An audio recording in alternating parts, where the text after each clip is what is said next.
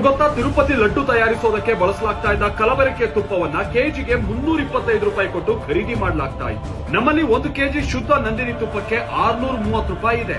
ಅಂತದ್ರಲ್ಲಿ 325 ರೂಪಾಯಿಗೆ ತುಪ್ಪ ತರ್ತಾ ಇದ್ರು ಅಂದ್ರೆ ಅದರಲ್ಲಿ ಇನ್ನೇನಿರೋಕ್ ಸಾಧ್ಯ ಹೇಳಿ. ಸದ್ಯ ಟಿಟಿಡಿಯ ಆಡಳಿತಾಧಿಕಾರಿ ಕಲಬೆರಕೆ ತುಪ್ಪ ಬಳಕೆ ಆಗ್ತಾ ಇದ್ದದ್ದು ನಿಜ ಅಂತ ಒಪ್ಕೊಂಡಿದ್ದು, ಅದರಲ್ಲಿ ಫಿಶ್ ಆಯಿಲ್, ದನದ ಮಾಂಸದ ಕೊಬ್ಬು ಹಾಗೆ ಹಂದಿ ಮಾಂಸದ ಪದರದಿಂದ ತೆಗೆದ ಬಿಳಿ ಕೊಬ್ಬು ಬಳಕೆ ಆಗ್ತಾ ಇದ್ದಂತದ್ದು ದೃಢಪಟ್ಟಿದೆ. ನಿಮಗೊತ್ತಾ ತಿರುಪತಿ ತಿರುಮಲ ದೇವಸ್ಥಾನದಲ್ಲಿ ಪ್ರತಿನಿತ್ಯ ಸರಾಸರಿ 3 ಲಕ್ಷ ಲಡ್ಡುಗಳನ್ನ ಭಕ್ತರಿಗೆ ವಿತರಿಸಲಾಗುತ್ತೆ. ಹೋದಂತವರಿಗೆ ಅನುಭವ ಇರುತ್ತೆ.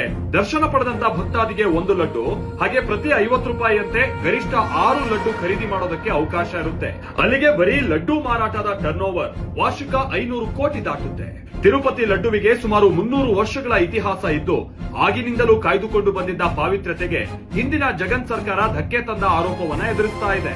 ಹಾಗಂತ ಜಗನ್ ವಿರುದ್ಧ ತಿರುಪತಿ ತಿರುಮಲದ ವಿಚಾರದಲ್ಲಿ ಆರೋಪ ಇದೇ ಮೊದಲೇನಲ್ಲ. ಜಗನ್ ಹಾಗೆ ಅವರ ತಂದೆ ವೈಎಸ್ಆರ್ ರೆಡ್ಡಿ ತಿರುಪತಿಯಲ್ಲಿ ಹೆಚ್ಚಿನ ಕ್ರಿಶ್ಚಿಯನ್ನರನ್ನ ನೇಮಕ ಮಾಡ್ತಿದ್ದಾರೆ, ಚರ್ಚ್ ಕಟ್ಟೋಕ್ಕೂ ಹೊರಟಿದ್ದಾರೆ ಅಂತೆಲ್ಲ ಹಿಂದೆ ಆರೋಪಗಳು ಕೇಳಿಬಂದಿತ್ತು. ಇನ್ನು ಕಳೆದ 4 ವರ್ಷಗಳಿಂದ ತಿರುಪತಿಗೆ ತುಪ್ಪ ಸರಬರಾಜನ್ನ ಸ್ಥಗಿತಗೊಳಿಸಿದಂತ ನಮ್ಮ ಕರ್ನಾಟಕದ ಕೆಎಂಎಫ್ ಸದ್ಯ ಮತ್ತೆ ನಂದಿನಿ ತುಪ್ಪವನ್ನ ಕಳಿಸ್ಕೊಡ್ತಾ ಇದ್ದು ಕೆಜಿಗೆ 475 ರೂಪಾಯಿ ಚಾರ್ಜ್ ಮಾಡ್ತಾ ಇದೆ ಅನ್ನೋದು ಗೊತ್ತಾಗಿದೆ.